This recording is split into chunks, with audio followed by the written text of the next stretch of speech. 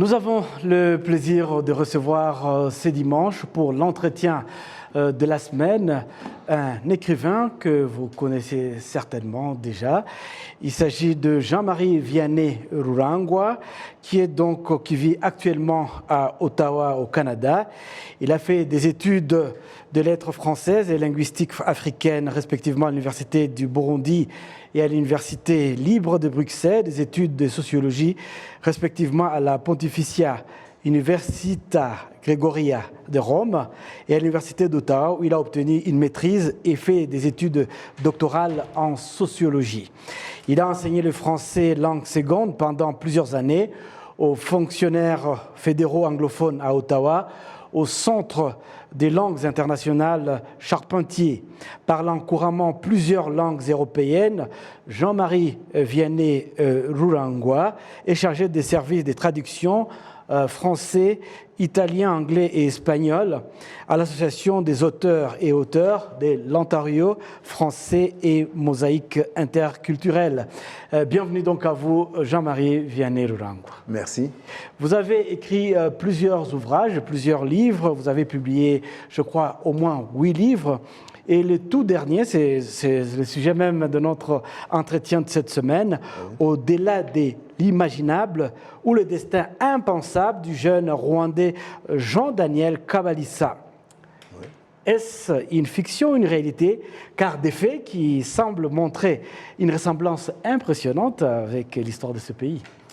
Oui, ce livre est une fiction sur fond de vérité historique. C'est-à-dire que les personnages sont inventés, sont fictifs, mais les événements qu'ils vivent sont réels. C'est-à-dire, ce sont des événements, ce sont des faits qu'on pouvait rencontrer dans le Rwanda, que je raconte, que je décris dans mon livre. Votre héros, Jean-Daniel Kabalisa, si on suit un peu son parcours, on penserait qu'il existe réellement. C'est ça la force du roman. Donc, c'est comme disait Stendhal, le roman est un miroir placé au bord de la route. C'est-à-dire, même si les personnages, les personnages sont inventés, mais ce qu'ils vivent, ce sont des choses qui arrivent dans la vie. Donc, c'est du vraisemblable. Par exemple, ce qu'il vit ici, mon héros, Jean-Daniel Kabalisa, c'est un jeune Rwandais qui naît quelque part à Nyamata, sur la colline de Kayumba, et puis il étudie là, il fait ses études primaires là, il vit la discrimination qui était appelée sous un euphémisme équilibre ethnique et régional, c'est-à-dire il réussissait toujours premier de classe, mais il ne pouvait jamais être admis à l'école secondaire, et c'est ainsi qu'il prend le chemin de l'exil, il va aller tenter sa chance dans un autre pays, au Burundi.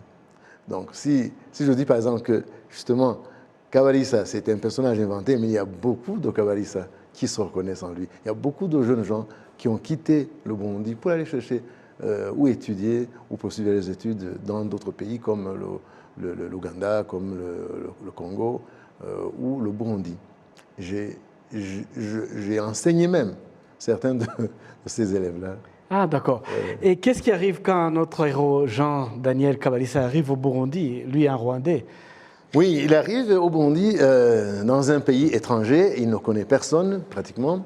Je ne vais pas entrer dans le détail parce que vous allez le lire, je ne vais pas couper l'intérêt des lecteurs. Oui. De toute façon, il arrive au Burundi et puis dans une ville inconnue, Bujumbura, et il a la chance quand même d'être accueilli, d'être hébergé par une dame qui se révélera, qui sera sa tante en fait paternelle, mais elle ne le savait pas encore et la femme ne le savait pas non plus. Et puis elle trouve quand même où étudier au collège Saint-Albert, un collège de réfugiés rwandais, et là il finit ses études et puis comme ça il a l'occasion de connaître la vie, le vécu de la diaspora rwandaise au Burundi, aussi bien des camps que des villes. Et puis, à la fin de ses études, il y a un mouvement qui se prépare, c'est le mouvement du Fonds patriotique rwandais. Et il est mobilisé, donc il s'enrôle, si vous voulez. Il est d'abord recruté par ce qu'on appelle la JPR, c'est-à-dire la jeunesse patriotique rwandaise qui était la jeunesse, les jeunesses du Front patriotique rwandais.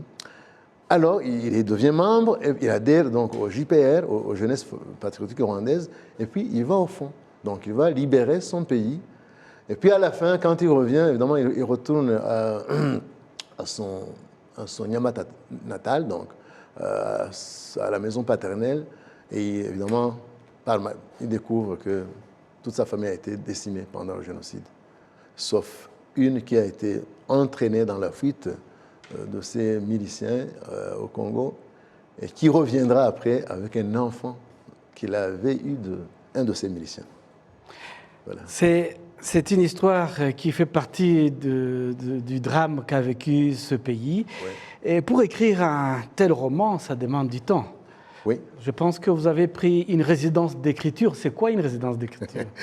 Une résidence d'écriture, voilà. Donc, dans certains pays, il y a des organismes culturels qui donnent des bourses de résidence d'écriture. C'est-à-dire, vous soumettez un projet. Moi, j'ai soumis ce projet d'écrire un livre sur fond de vérité, un roman sur fond de vérité historique. Et là, j'ai eu une subvention de la part du Conseil des arts du Canada. Pas pour écrire celui-ci, pour écrire un autre sur le racisme, hein, un livre que j'ai intitulé « Je suis noir, d'accord, mais… » 3 points de suspension.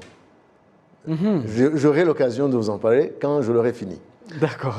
Et puis j'en ai profité alors pour finir celui-ci, oui, que j'avais commencé en fait il y a longtemps. Oui. Ça m'a pris beaucoup de temps parce que ça, comme vous le remarquez, c'est intense, ça contient plusieurs destins croisés, destins tragiques, beaucoup de personnages. Et puis sur 2 pays, donc le Rwanda et le Burundi. Et c'est l'occasion aussi justement de montrer aux lecteurs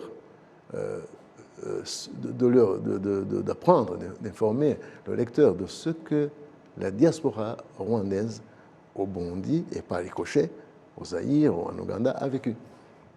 Mais quel message voulez-vous transmettre? Parce qu'il y a la jeunesse actuelle née après 1994 oui, qui ne connaissent pas réellement cette histoire traversée par leurs aînés. Oui. Quel message voulez-vous transmettre à ces jeunes? Mais le message, bon, d'abord, quand on écrit un roman, on écrit une histoire. Et cette histoire, ça a un début, ça a une fin. Et il y a plusieurs messages, évidemment, à travers les vécus des personnages, à travers des réflexions, à travers les interactions de différents personnages. Mais le message, principal, au-delà de l'image, c'est montrer comment la résilience en fait, du peuple rwandais. Parce qu'à travers ce héros, parce que Kabalisa a connu beaucoup de choses, mais il a perdu les membres de sa famille, il a été obligé d'élever un enfant, un neveu né de celui qui a tué ses parents et qui a ravi sa sœur pour l'engrosser au Congo. Et vivre, c'est ça la résilience. On peut, dans la société post-génocidaire, comme l'a dit mon préfasseur, Paul Samba. Oui, il faut savoir accepter l'inacceptable. Ouais. Voilà, donc, sinon on ne peut pas vivre. C'est une société délicate, c'est une société où il y a eu beaucoup de drames, où les gens vivent avec ces drames au quotidien. Donc c'est accepter l'inacceptable, si on peut dire. Mon résumé comme ça. D'accord. Est-ce que c'est besoin de développer… La résilience, la force, parce qu'on doit vivre. Le pays a été meurtri par le génocide, mais il est rené, comme j'aime le dire, il est rené de ses cendres. Oui. Avec cette volonté des dirigeants, avec cette volonté du peuple rwandais de résilience, cette volonté de vouloir vaincre l'adversité. Oui. Et de vivre malgré tout. Oui. Il faut vivre, il faut continuer à vivre. Ouais, il y a ce besoin de développer la passion de la lecture chez les jeunes. C'est vraiment pas évident ici au Rwanda, où la culture de la lecture est encore assez… Oui, c'est une question qu'on nous pose souvent, nous qui écrivons. Vous écrivez, mais les gens ne lisent pas. Évidemment, c'est une éducation. Donc, vraiment… à force d'écrire, à force de faire des exposés, des conférences, des cafés littéraires, on incite, on exhorte les jeunes à prendre goût, à lire, à la lecture. Parce qu'en lisant, on s'instruit. c'est la nourriture de l'esprit. Comme on mange chaque jour, on doit aussi se nourrir de ce qu'on lit dans les livres. On s'édifie, on se construit. Et je vous assure, il y a beaucoup de gens justement qui ont pu même survivre, qui vivent avec les drames qu'ils ont connus grâce à la lecture. Parce qu'ils ont, ils ont lu des personnages, par exemple, qui ont vécu les mêmes expériences.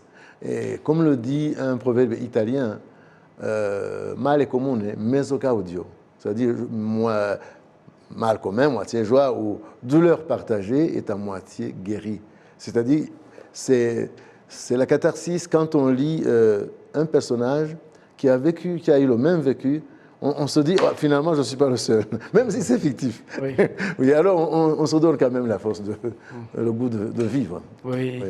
Et puis, il y a un autre facteur, peut-être la dernière question. Hein. Oui. Les livres dans un pays, l'envie plutôt, c'est un plaisir de lire, mais les gens n'achètent pas souvent des livres. Oui.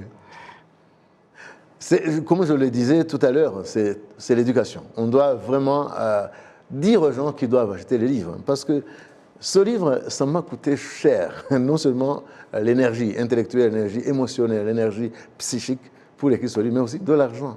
Alors, je m'attends à ce que justement le lecteur achète ce livre pour que je puisse au moins payer ce que j'ai déjà donné. Voilà. C'est une éducation. Je pense qu'il y a beaucoup de jeunes qui commencent maintenant à aimer la lecture. Donc, on a l'espoir qu'un jour, on pourra vivre même de ses écrits. Au meilleur, on le fait. Merci beaucoup à vous, Jean-Marie Vianney Rurangwa. Je rappelle donc aux téléspectateurs que vous avez sorti ces livres Au-delà de l'imaginable ou le destin impensable du jeune Rwandais Jean-Daniel Kabalisa.